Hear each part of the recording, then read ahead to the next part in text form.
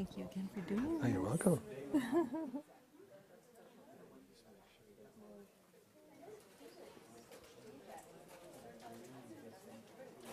Oh, cool. Okay, so is it okay with you if I go ahead and start? Yeah, no, I need to have this light out. So Well, they can do that as soon as I'm as soon as you finished, start, and yeah, then, fine. yeah, if I'm not going to, bother with this. I'm a walker. Okay, good. Okay, I am too, if I'm not doing an intro. Hello, I think we'll get started. And welcome to the first of 2 lectures this quarter in our award-winning Teachers on Teaching, and thank you for being here. I'm Michelle Marinkovich, the Associate Vice Provost for Undergraduate Education and Director of the Center for Teaching and Learning.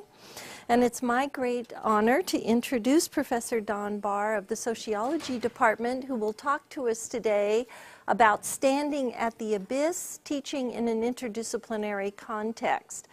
And we're very grateful to Don for being willing to talk about standing at the abyss, since there is increasing emphasis on interdisciplinarity on campus, but much less discussion of how to teach well in this new area, even though most faculty will readily agree that it's quite difficult to teach in an interdisciplinary way.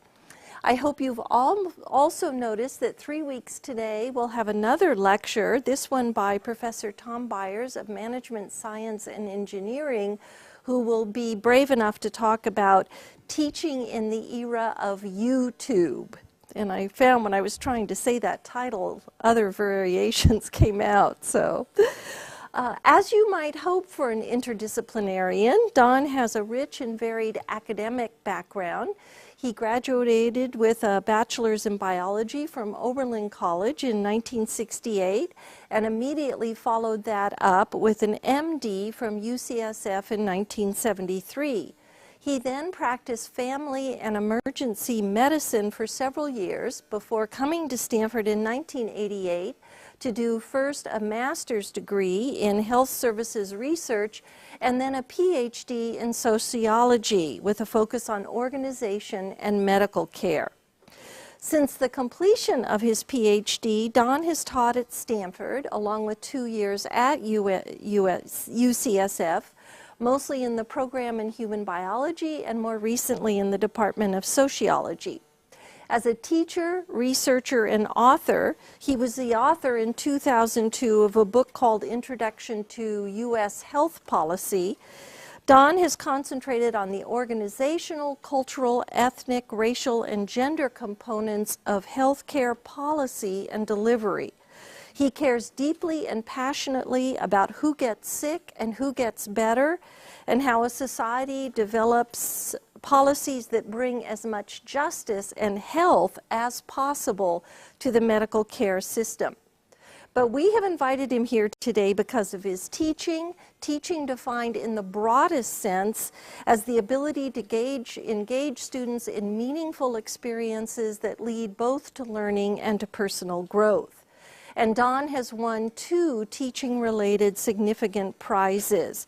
The first, the 2003 Lloyd W. Dinkelspiel Award for Distinctive Contributions to Undergraduate Education, when he was recognized, quote, as a role model on how a professor and doctor can make a profound difference addressing the wider issues of society, and I would add, in helping students to make a similar kind of difference. In 2006, he was recognized with the second award, the Rowland Prize, given to Stanford faculty who, quote, engage and involve students in integrating academic scholarship with significant and meaningful volunteer service. As the Dinkelspiel Award noted, Don's teaching has been especially powerful in what he himself models, which is a profound and passionate commitment to a caring community. Those of you who go to the Palo Alto Medical Foundation and see next door the impressive Opportunity Center for the Homeless, should know that Don spent years chairing the board of directors of the Community Working Group, the network of local nonprofit government and religious organizations that created both the center and a new model for a caring regard for a community's homeless. It's therefore with great pleasure that I give you Professor Don Barr.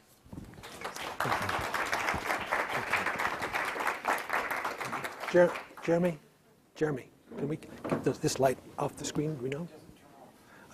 Then we need to do the lights in the room because I need to have that one off. It won't work without the light off.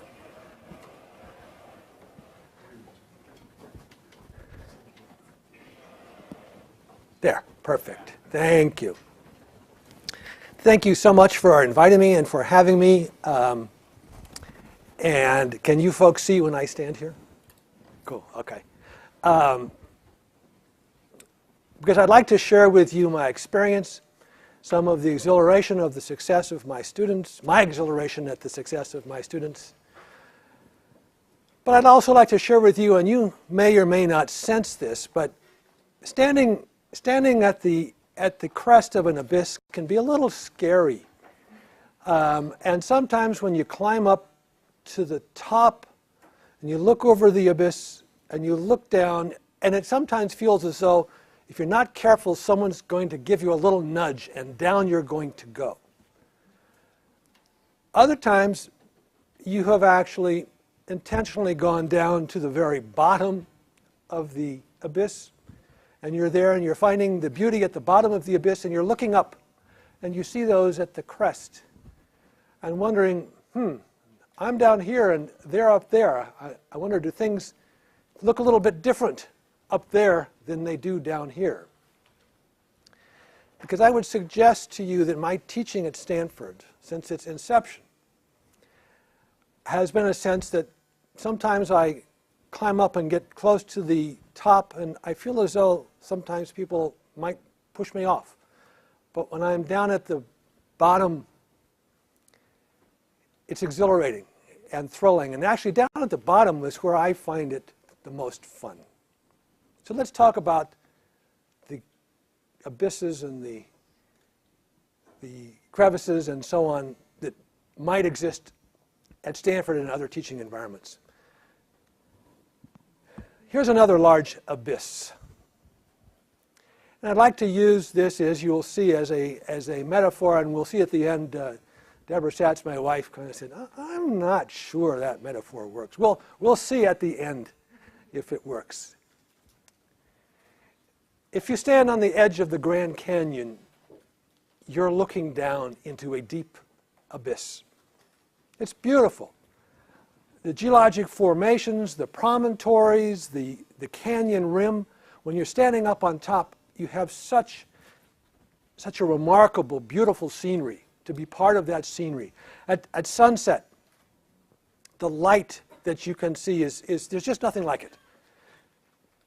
Standing at the top of the rim of the Grand Canyon and looking around you is a very fortunate place to be because of the beauty you encounter. But if you stand there and you look around and you look at the beauty and you look at you notice something down there in the bottom, all the way down in the bottom is a river. And we should be aware of two things. One is, what's the nature of that river? And two, what's the relationship between the river and the abyss? Because whereas we, as senior scholars, may find it most comfortable to walk to the canyon's edge and look down and admire the beauty and the promontory we're standing on and the other geologic formations, I would like to ask you, when our students go to the Grand Canyon, what do they find really interesting? Well, I'll tell you what they find interesting. It's not the crest of the abyss. It's the river. Because in the river is where the excitement is. And you have to actually go down the canyon to get into the river. The action is in the river.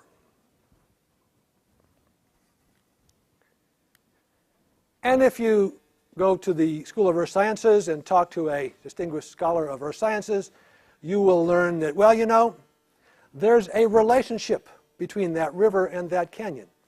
In fact, if you go all the way back to the Paleozoic era, the river wasn't there before.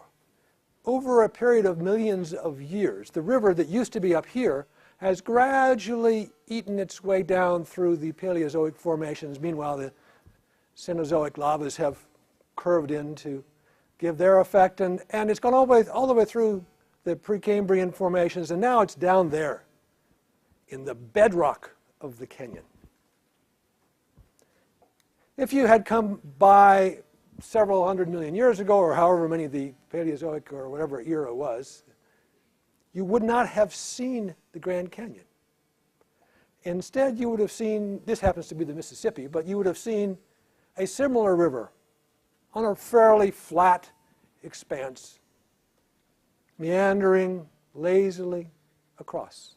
There's no canyon there. There's no abyss. It's just a river and a flat expanse. Well, here's the Grand Canyon today. Something changed between then and now. And it has to do with Raphael. What?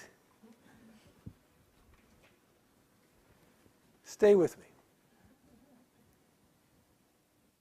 So I think we all learned in high school or earlier that Michelangelo was asked to fresco the ceiling of the Sistine Chapel by Pope Julius II in the early 1500s. Now, it's interesting because Michelangelo was not a frescoist. He was not in the frescoist guild. He was a sculptor. And at that time, they had different guilds, read professions. They had different codes. They had different secrets. And in order to be a successful frescoist, you actually had to know the secret of where you find the pigment and how to make the plaster and how much plaster you could spread at one time before it dried. And that was secret knowledge only the frescoists knew. The question was, would they let this guy who carved stones? And they did. And Michelangelo did the Sistine Chapel. But while he was working on the Sistine Chapel at the very same time, Pope Julius really wanted to make the Vatican something special. He hired Raphael to fresco. Raphael was a frescoist as well as a painter. To fresco, in, pardon my Italian, the stanza della segnatura, the room, the signature room, the Pope's library. Because Pope Julius, in addition to his ideas of a grand chapel, also wanted to have a grand library in which he gathered essentially all human knowledge as represented by books. The printing press had only been invented, 50, 60 years ago. So there weren't that many books around. And you could kind of get your hands on most of them if you were the Pope. And so you had books that represented essentially all knowledge of the Western world in your library. And you needed Raphael to decorate your library. So he did. And he did it in 4 parts. There are 4 parts to the frescoes of the stanza della segnatura. The School of Athens is one. Parnassus is the other.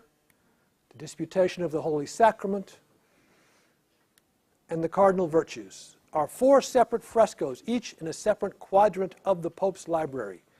Why did he need 4 frescoes? Because the Dewey Decimal System had not yet been invented, and he needed somehow to sort his books. So he sorted his books according to what of the 4 known, recognized parts of human knowledge there were. So in 1508, there were 4 parts of human knowledge. All human knowledge in the Western world could be divided into theology, medicine, law, or philosophy.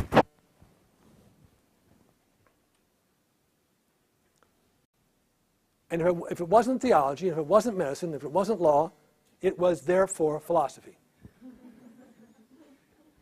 So if you ever wonder why the dickens does a chemist get a PhD and not a ChD, It's because it wasn't theology, and it wasn't medicine, and it wasn't law, therefore it was philosophy. In 1508, there were 4 areas of knowledge, and philosophy was everything that wasn't those. You will also notice, perhaps, if you do the study of professions, there were 4 classic learned professions. The clergy, medicine, law, and academics are the 4 classic learned professions. This is the origin of the learned professions.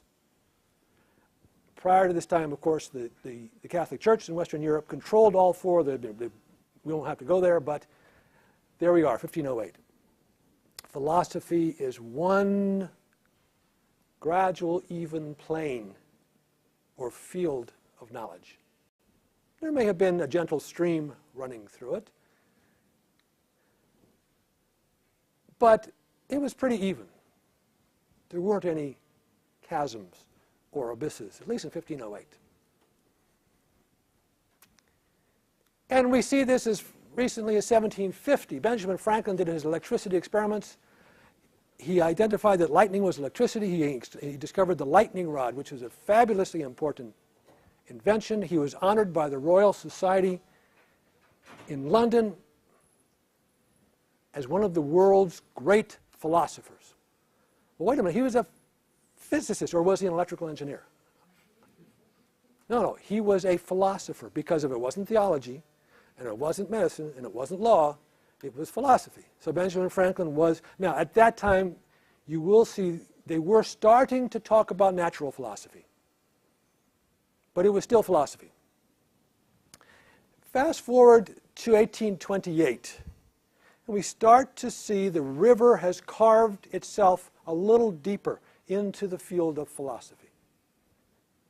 Because Noah Webster in his dictionary defined the university as a universal school in which are taught all branches of learning, which include the 4 faculties of theology, medicine, law, and the sciences and arts. The river by 1828 had carved its way partway down into that gentle plain, and now philosophy is the sciences and the arts. And if you stand on the sciences side of the river, you notice that the arts side is a little hard to get to. You have to get your feet wet. That's interesting. Sciences and arts.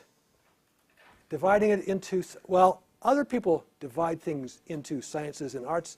Sometimes they don't call it the arts. Sometimes they call it the humanities and sciences. For example, the School of Humanities and Sciences at Stanford University. When it was created, it wasn't the School of Natural Sciences and Social Sciences and Behavioral Sciences and Arts and Humanities and those things like history that are kind of in between.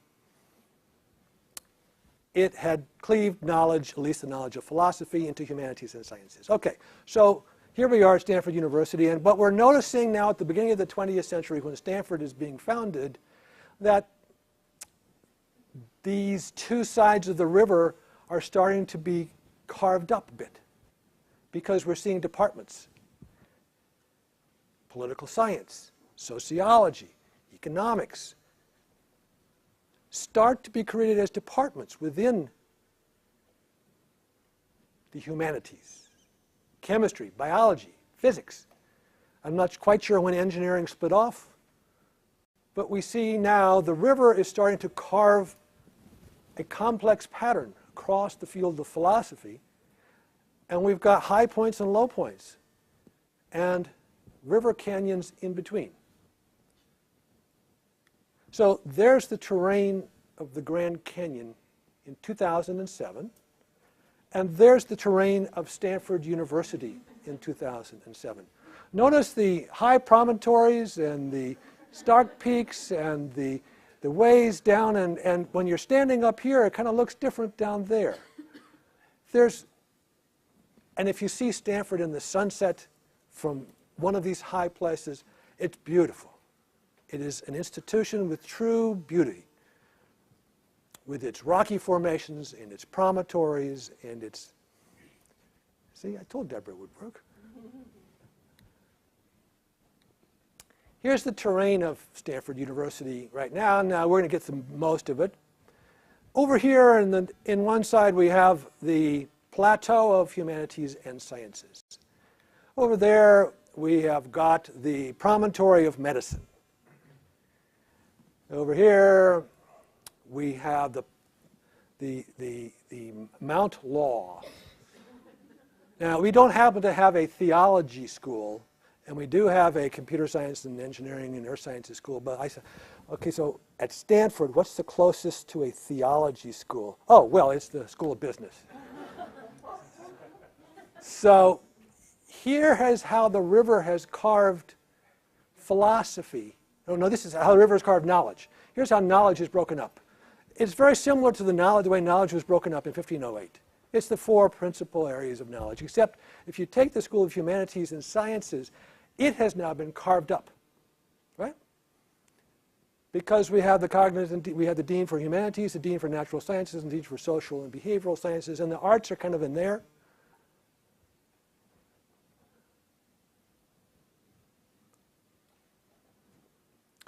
But what else is there in the terrain of the School of Humanities and Sciences that used to simply be the plane of philosophy? What else is in there? Well, there's something we're missing. And sometimes when we stand up on these high promontories, we don't see it very well. It's that river that's down at the bottom of the abyss, that river of interdisciplinary scholarship.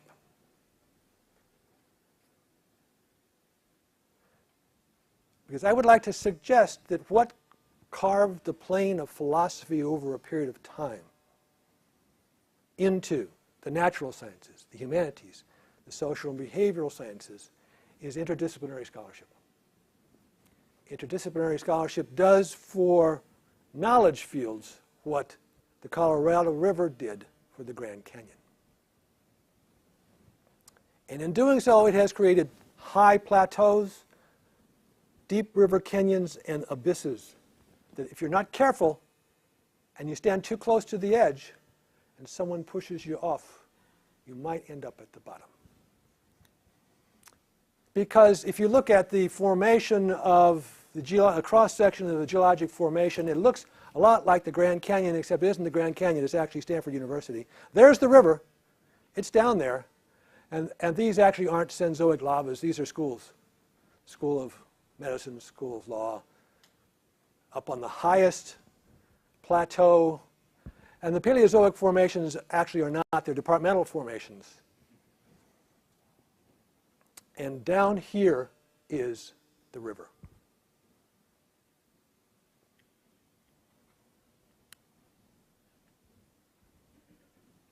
Which part of the terrain of Stanford University do our students find the most interesting, the most exciting, and the most stimulating? It's the river. That's where the students love to be. That's where the excitement is. That's where the fun is. That's where the challenge is. All you have to do is ask. CSRE, Feminist Studies, Human Biology, IR. That's where all the excitement is. It's the river of interdisciplinary scholarship is where the students gravitate to, because that's where the action is.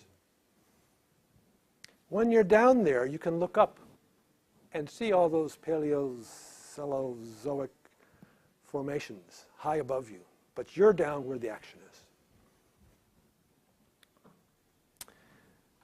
So what I want to suggest is that in the same way that the river has carved up the Grand Canyon, over time, philosophy, as we once knew it, as a single unified field, has been carved up by a river of interdisciplinary scholarship, and it also has carved it up at Stanford University into schools, within the schools into departments. I want to suggest that interdisciplinary scholarship is stimulating and exciting for our students. Some of the most exciting intellectual questioning, followed up by research and further scholarship, that our students do come when they confront interdisciplinary issues. If you've ever been an honors or research or writing advisor for a student doing an interdisciplinary honors thesis, you know that. But there's something else about the river of interdisciplinary scholarship at Stanford and at other universities. It's at the bottom. Right? What is it at the bottom of? Well, it's at the bottom of the chasm, the bottom of the abyss. It's at the bottom of the social and professional status hierarchy that's created by all those Paleo, Mesozoic promontories.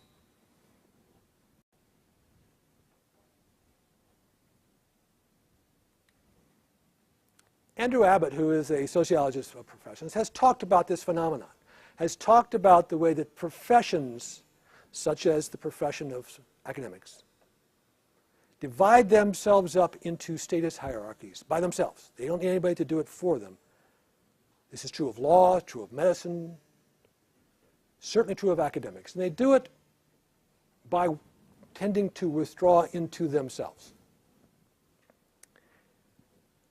And those professionals who receive the highest status from their professional peers are those who are work in the most purely professional environment. Abbott calls them the highest level of professional purity.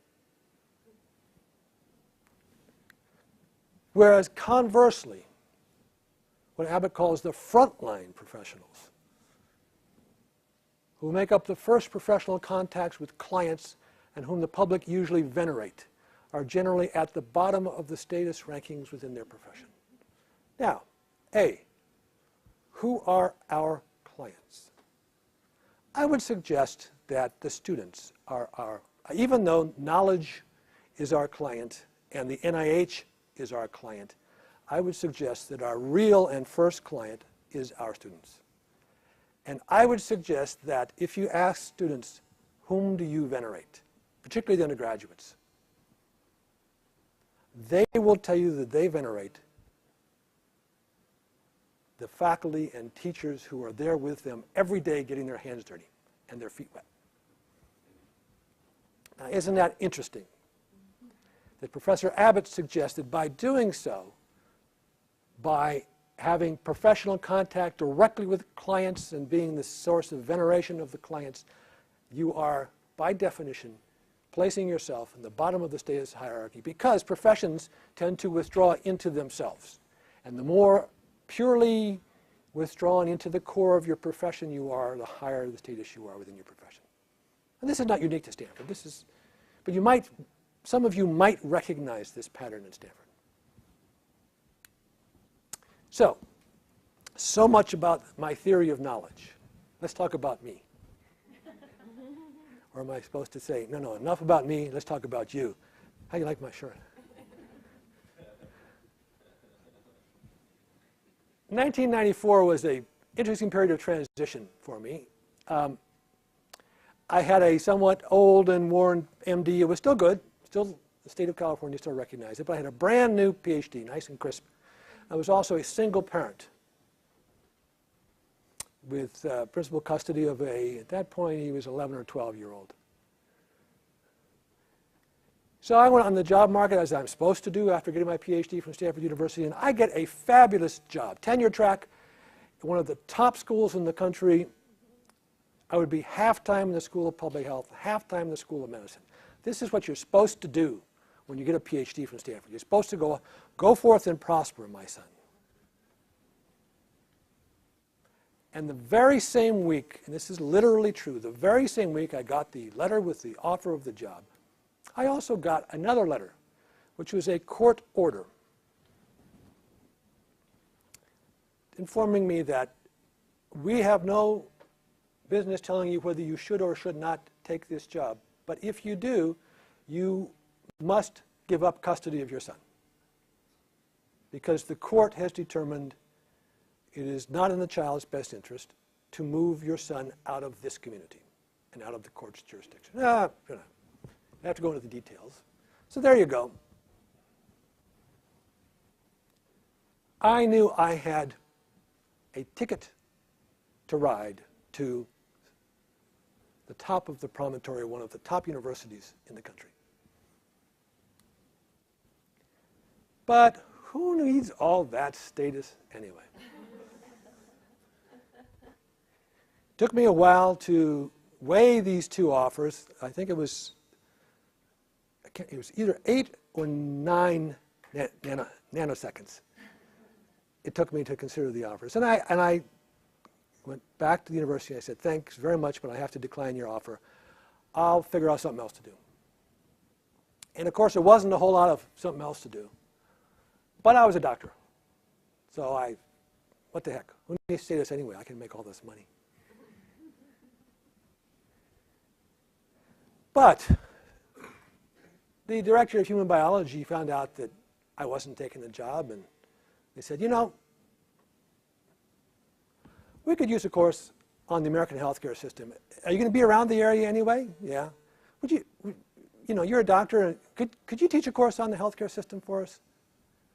You know, it won't be too big a deal. 25, 30 students, they'll come. Sure. So I signed up as a part-time lecturer for one of those. If you've ever been one of those, you know you get like a little bit of money for teaching one course. But I thought, well, you know, what the heck? Sure, I'm going back to work as a doctor. It'd be fun to teach a course. Well, guess what? 80 students showed up. So they hired me again next year to teach the same course. Over a period of years, that course grew to 200 students.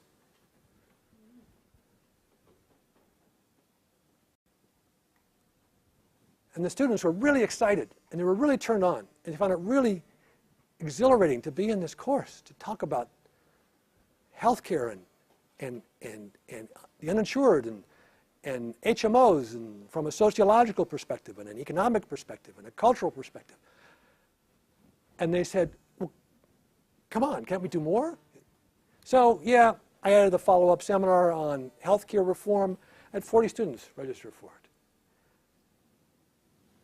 And it still wasn't enough. The students still said, no. So I added another class looking at racial and socioeconomic inequality, not having to do with medical care.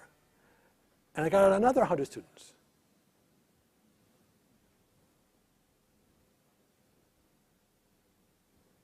I started having 5 to 10 students a year wanting me to be their research advisor for their honors thesis.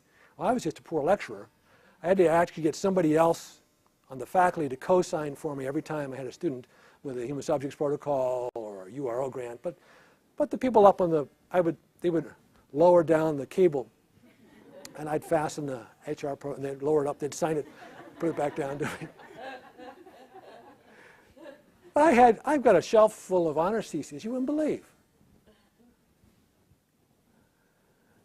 It turns out I've got an entire curriculum in human biology down there in the river. And then Philip Lee comes in to teach to help me out. Students start flocking to him. Jeff Heller teaches with Phil Lee. Ann Firth Murray. Students have been saying, what about women's health? Ann Firth Murray comes in. She is now swamped with students. She has to teach the same class twice on critical issues in international women's health. Kathy Heaney comes in, is teaching about community health. Human biology has more students with a concentration in health policy than most departments throughout the university have majors.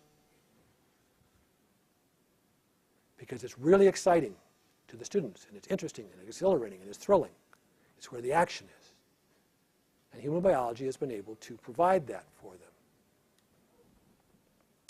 Turns out another university in New York heard what I was doing and said, why don't you come be one of us up here on the top promontories? The dean of the School of Humanities and Sciences, actually I got the letter of the offer on a Friday. I got called, not by the dean, but by the dean's secretary, at home Sunday morning, Stanford dean, saying, would you please come in and talk to me? And they decided to give me a platform partway up the promontory that I could perch my desk on if I would stay at Stanford. So I did. I've got that platform. And we counted up in the last 5 years, 2,000 students have registered in the classes I teach, undergraduates. I continue to work with 30 to 40 students a year. You know something? I may not have a whole heck of a lot of professional status at Stanford, but I have had a heck of a good time because that river is fabulous. And if you've ever been there, if you haven't been there, I urge you to be there. Why was I so successful? All those plaques and awards? It wasn't me. It was the river. If I had been someplace else, away from that river, away from where the action is, I could have offered all the courses I wanted to, and it wouldn't have been nearly as interesting to the students. The students would not have wanted to do nearly as many honors projects. The students wouldn't have nearly wanted me to be their advisor as much because that wasn't what was really interesting to them. I got my feet wet. I was standing right smack in the middle of the river, and the students said, that's what I want. So it wasn't really me that made the success. It was the river and the students who came to the river that created the success that I was able to facilitate. Now, you combine the study of medicine with the study of sociology, you are by definition putting your feet right smack in the middle of the river. By definition, because sociology and medicine are very different disciplines. That's okay. I have, kind of 1 foot over there kind of towards the School of Medicine and kind of 1 foot over there towards the sociology department. The current's pretty strong. That's okay. It's really great down here. Because this is the way it works when you are in the river of interdisciplinary scholarship. Academic disciplines overlap at their peripheries. It doesn't matter what this can be sociology and medicine. They interact at their peripheries. Each discipline, though, has its central core where all the heat is.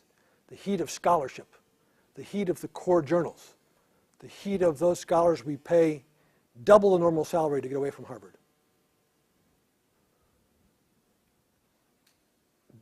They are the core scholars of the discipline. And this discipline over here has its core scholars, the ones who have the $6 million grants from NIH. And there's the river in between. And it's understandable why status hierarchies are created. It's understandable why there are changes in elevation when you go across that. Because if you're not at the core of the discipline, and you can't be at the core of a discipline if you're an interdisciplinarian, you don't get the benefit of being at the core. But if you think about it, that's only the short-term view. Because here I am, I've been standing in the river, and I notice, I'm teaching a course on the American healthcare system. I can't find any really structured, formalized summary of what we know about the American healthcare system. There's no textbook. Textbooks, of course, are our best effort as professionals to write down the knowledge that exists in an area in a balanced fashion. So I had to write one because there wasn't one. And then I taught a course on racial and social class inequalities, and the same thing. There's no textbook out there. There's no formalized structure to the knowledge. This is too mishy-mashy. I've got to write one, and so I now have a second textbook in publication on social class, race, and ethnic disparities in health.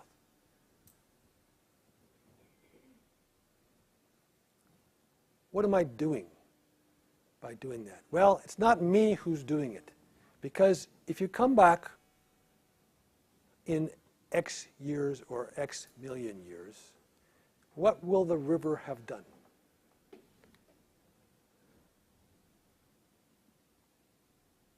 Whereas here I was removed from the core without much professional status.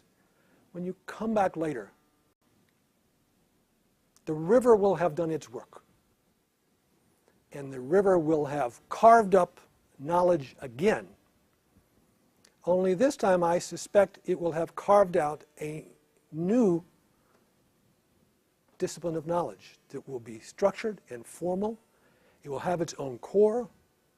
And guess who will be standing at the center of it, if I'm still around? It probably won't be me. It probably will be my students in their professional lives will be at the center of the new core, because that's the way rivers work over time. So that's why I've been a success. That's why I've had so much fun. It's not because there's anything special about me. It's because there's something very special about interdisciplinary scholarship at Stanford University and the students who come down to the river. So thank you very much. I'm done, and we can have some questions.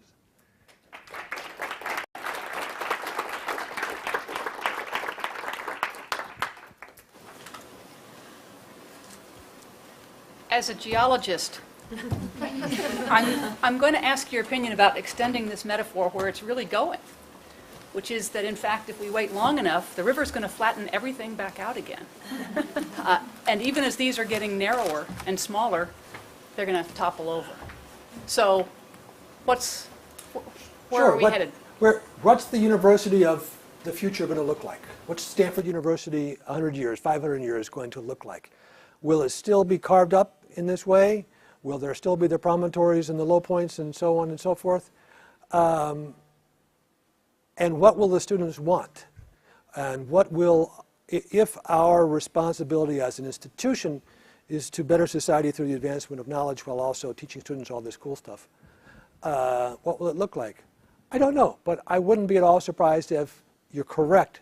The metaphor will carry itself out, and what initially is the effect of dividing, if you wait long enough, will be a leveling. What do you think? I think that I'm better off as a geologist than getting into this mess, but yeah. I think departments exist for many reasons.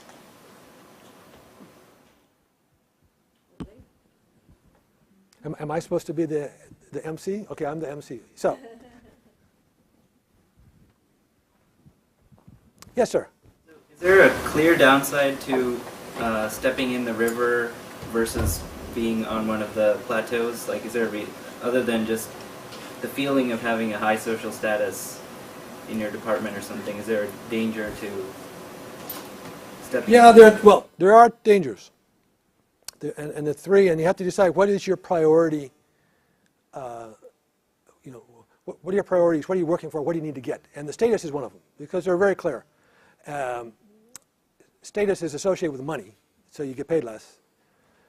But there's also something which is very, very real, which is job security. And if you choose to be an interdisciplinary scholar and not to focus your energy at the core of a discipline first and get guaranteed lifetime employment, and then you can do anything you want, you will find that job security becomes problematic.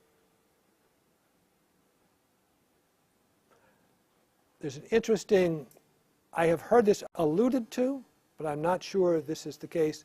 If you look at entering assistant professors at Stanford on tenure track and get some sort of measure as to how much do they get involved during their assistant professorship in interdisciplinary teaching, that there is an inverse association between the level of their interdisciplinary teaching and the likelihood they get tenure. I think that is accurate. Is that? I remember someone. I don't have absolute data, but I think I remember seeing that was the case. So job security is something you have to think about also. Yes. I've heard that there is a push or an encouragement to do interdisciplinary publishing. And I'm wondering if, in your opinion, there's a relationship between publishing and the teaching of this interdisciplinary piece. Well, it's interesting because can't core scholars be interdisciplinarians? I think what people often talk about is having Scholar A and Scholar B collaborate on a project that has aspects of both.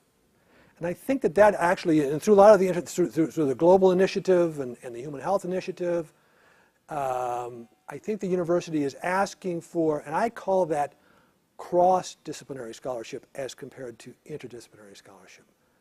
And I think it's very good. I think it's, and I'm not trying to diss it, or I think it's very good for scholars who have established themselves at the core of a discipline to reach out beyond that and to work with scholars from other disciplines to join together to try and give a cross-disciplinary perspective on an issue. But it's different than being a scholar of both yourself. So a sociologist and a physician can combine and do a job. But I'm a physician sociologist. And I think that the scholarship that I do is fundamentally different than the scholarship that would be done by a physician and a sociologist joining hands. Not all will agree with me on that.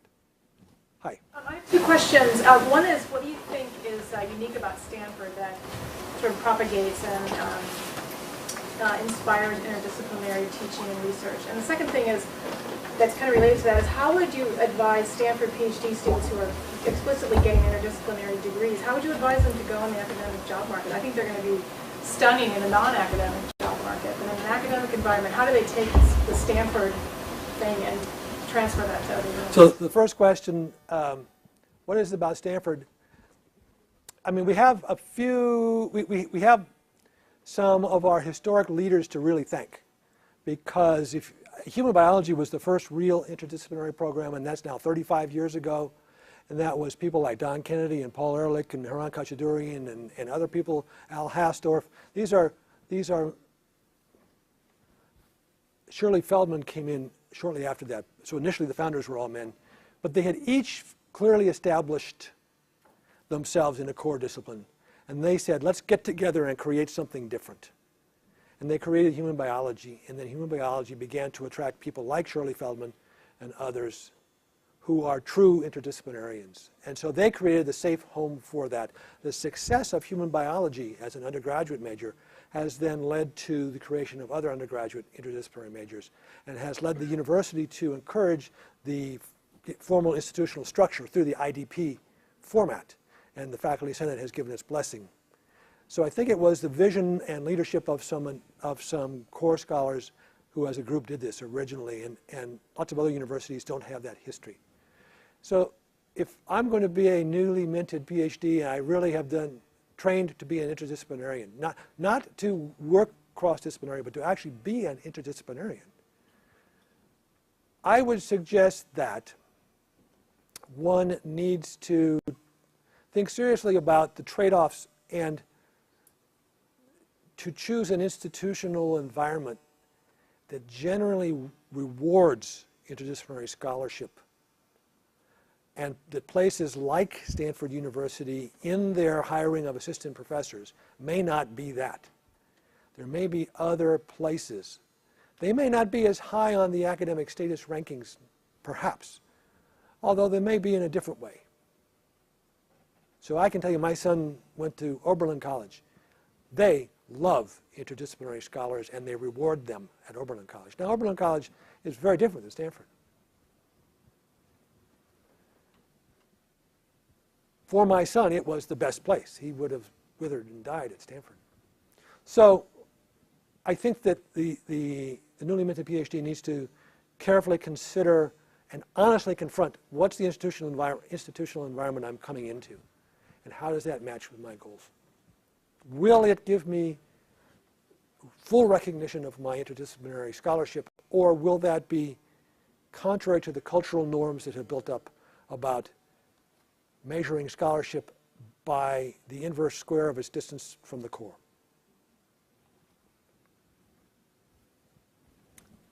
Yes, go ahead.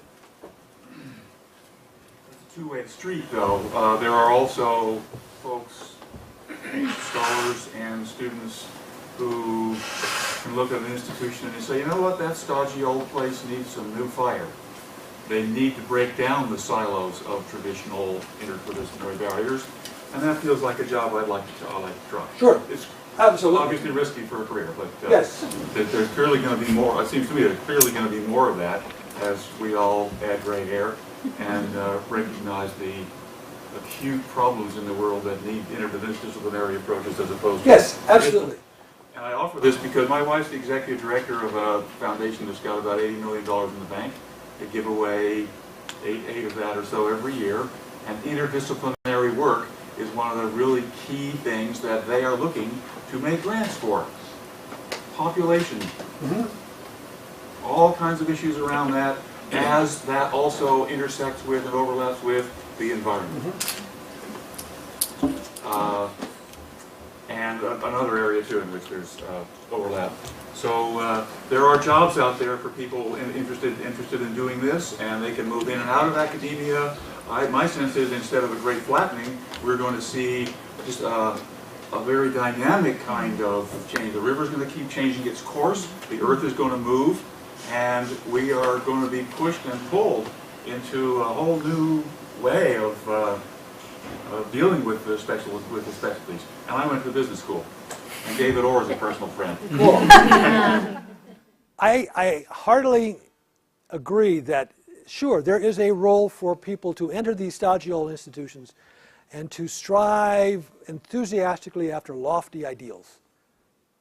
Do you know what word I just defined? Striving after lofty ideals? If you look in the dictionary, that defines the word quixotic, or having the characteristic of Quixote. Quixotic is not necessarily a pejorative adjective.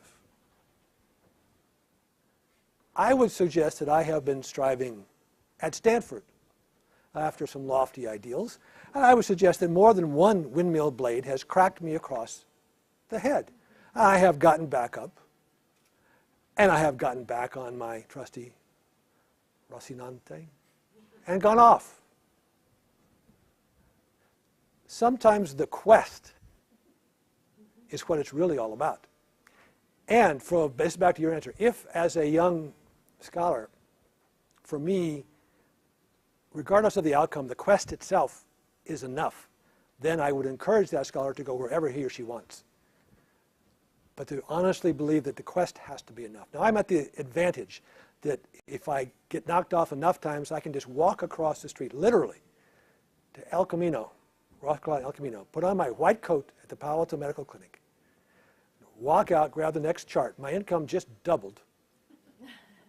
The interesting thing is, some of the folks from the top of the highest plateau walk across the street into that urgent care center where I work. They walk into the room, and there I am with my white coat. And the status relationship has been suddenly changed. So that is one of the things that has allowed me to take this status stuff with a grain of salt, because I know all I got to do is walk across the street, and I'll get all the status I want. It's just much more fun down here in the river. Hi. About 15 years ago, I guess, we co-sponsored a panel with faculty involved with the Feminist Studies program, and they were giving advice to women about academic careers. And one of the people on the panel really strongly urged the graduate students in the audience to always first establish themselves in a discipline, in a core discipline, establish credibility, establish status, and then, when you've done that, then you can concentrate on feminist studies. And she was very insistent on that. That's the rules of the game. Is that a cop-out? Is that a cop-out? That's a personal choice you've got to say. I think it's crucial to realize, again, as this gentleman asked, what are the risks of not doing that? Well, there are risks. But then there are benefits, too. If you want the highest chance of attaining a secure position at the highest status promontory, then you need to focus on the core. And you need to close your door to those students who want to pull you into the river because they'll just get you wet. And you won't be able to get those, whatever it is you need for. And that's, unfortunately, the truth. So I would not question that. It's not an issue of, is that true or not true? Yes, that's true. The question is, what are your priorities? What's your normative system? The value that I have gotten from being a relatively low status river walker is so much more for me, for what I need, for my own personal sense of myself, than any value I could have gotten by somehow having instead stayed up on top. It sounds, though, that you're pretty realistic about the fact that for you, part of what made it all work was this white coat option. That For me, emotionally and personally, the white coat option, having it there, made it easier for me. Yes. It took me, in graduate school, I was able to take some of the early, you know how graduate students kind of mimic their faculty in terms of acting kind of the way faculty do. I took that all with a grain of salt. I said, look at this. They're mimicking the faculty. And then when I got to the faculty and saw the faculty mimicking the faculty, I was able to take it with a grain of salt and say, this is really silly. And you're right. So I had the tremendous benefit of having already earned the white coat to be able to do that. So I was in a very lucky position in that context. Not everyone coming out will be in that fortunate position.